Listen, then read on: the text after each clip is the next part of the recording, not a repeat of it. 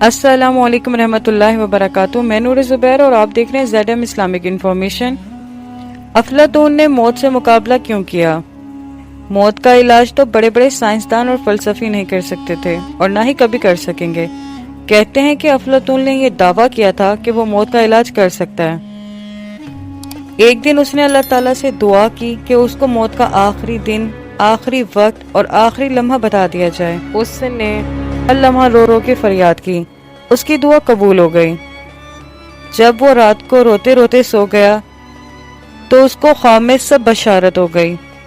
اس نے موت سے بچنے کا علاج اس طرح سے ڈھونڈا کہ طے شدہ وقت پر موت سے بچنے کے لیے اپنی شکل کی 18 مورتیاں یعنی مجسمے ہبہ تیار کروائیں۔ ان تمام کو سلیقے سے کرسی پر رکھا اور ایک کرسی پر خود بھی جا کر بیٹھ گیا۔ یہ عمل اتنا کامیاب تھا کہ 18 مجسمے یعنی مورتیاں بالکل ایک جیسی نظر آ رہی تھیں۔ ان میں ذرا برابر بھی کوئی فرق نہ تھا اور موجودہ تمام کرسیاں بھی ایک جیسی تھیں۔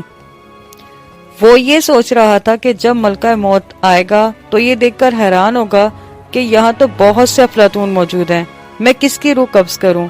فرشتے کو اسی الجھن میں دیر ہو جائے گی اور موت کا آخری وقت گزر جائے گا اور اسی طرح وہ مرنے سے بچ جائے گا۔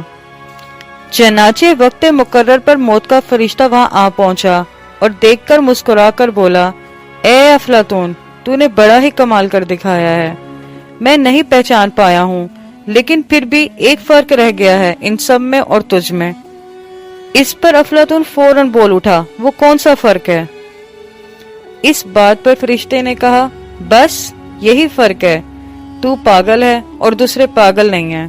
فرشتے نے افلاطون کی روح کو قبض کیا اور یوں وہ اپنے انجام کو پہنچا۔ استغفر اللہ۔ لہٰذا موت سے بچنے کے لیے نہیں بلکہ خود کو بہتر کرنے کے لیے اچھے اعمال کیے جائیں جس سے اپنی آخرت اچھی ہو سکے۔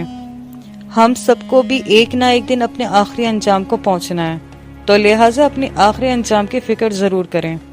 امید کرتی ہوں اسلامی تاریخی یہ واقعات آپ کے دل پہ بہتر اثر کرتے ہوں گے۔